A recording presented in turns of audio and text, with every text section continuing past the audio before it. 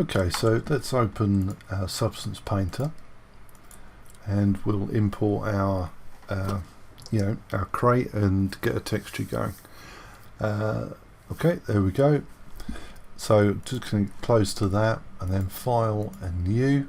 I've got my PBR Metallic Roughness Alpha Blend selected, and then I'm just going to click the select and browse and select my crate. 2048 dock resolution, and then everything else is good. So let's click OK, and there we have our crate. So as you can see up on our texture set list, we've only got the one material and we've got a single layer, and one of the first things we'll do is I'll just delete that paint layer out there. I'm going to go to texture set settings and click the box with a slash through it and bake my mesh maps. So output size, let's go 2048. I'll untick ID, increase my secondary rays and secondary rays there, and my sampling radius I'll put to around about half. I may increase my minimum occlusion perhaps just a little, and then bake selected textures. There we go. So now we've got our mesh maps baked, we can have a quick look at them. So here under our maps, I want to look at the ambient occlusion one, and you can see that's darker in where shade isn't going to, or light isn't going to cast to. And we've got a curvature map, and we've got some nice distinct levels. So the mid grey is no curvature. The white is curvature in one direction, so it's curving from this vertical to this horizontal, and the black is a curvature in the other direction, so from vertical to horizontal again, but in the other direction. Oh, excuse me. And Substance will use these maps to help us create a nice material. So let's start off with a wood. So with layers, the layers tab selected, I'm going to add a fill layer. Just going to switch this back to material, and then within that fill layer I'm going to put a material. I think I might just start off with a very standard one. I'll just type in wood in the filter up there, and let's take wood walnut and drag that in. Well, actually it just fills into my selected layer, or I could have no layer and drag and drop it. There we go. So you'll notice that these kind of grain lines are going the wrong way, and that's just because my UV is pointing upwards and it's horizontal, it's pointing side to side in the texture. So I can fix that by just rotating. So if I rotate that 90 degrees, you'll see that they're now all pointing in the correct direction. And because when we UV'd, all of our islands are pointing upwards, all the grain is going in a consistent direction. Okay, so that's not a very convincing kind of wood box. That's a bit dark. So let's go just down and change this colour. I'm going to lighten it up a bit. That's a bit too green. There we go.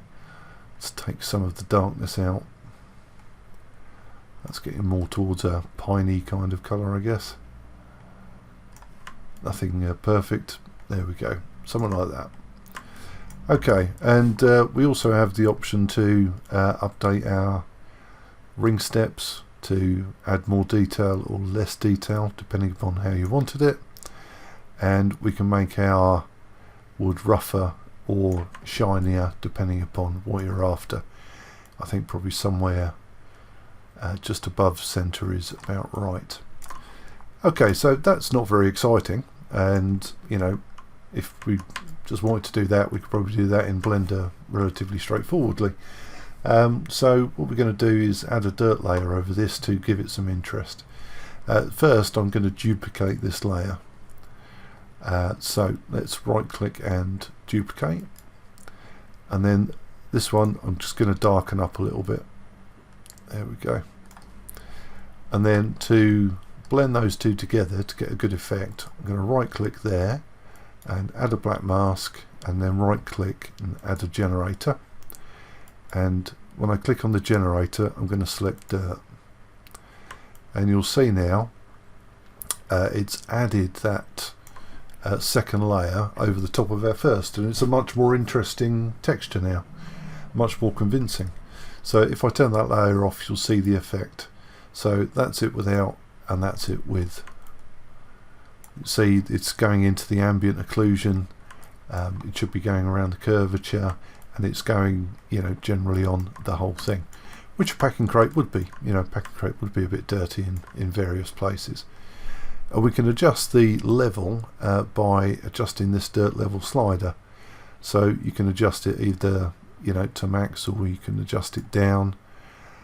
You can adjust the contrast, which will, you know, harden or soften the dirt, like so. And there's the grunge. So a lot of the dirt is being driven by the maps we baked, these curvature and these ambient maps, but some of it is kind of extra, and that's the grunge. So if I turn the grunge amount down, you'll see that a lot of it goes away, and it's still in the occlusion layer, but it's not, you know, over anywhere else. So I'm just going to increase that a little bit, and then the grunge scale is essentially how many times that texture is going to scale. As you ramp it up, you should see that it starts to tile a little bit. So I'm going to just take it perhaps to about 2. There we go. So that gives us an extra little sort of layer of interest. And now what I want to do is I want to put wear on the edges, and for that again I'm going to copy my walnut. So let's duplicate that layer, and I'm going to drag that over the top of everything, and then I'm going to really lighten this up.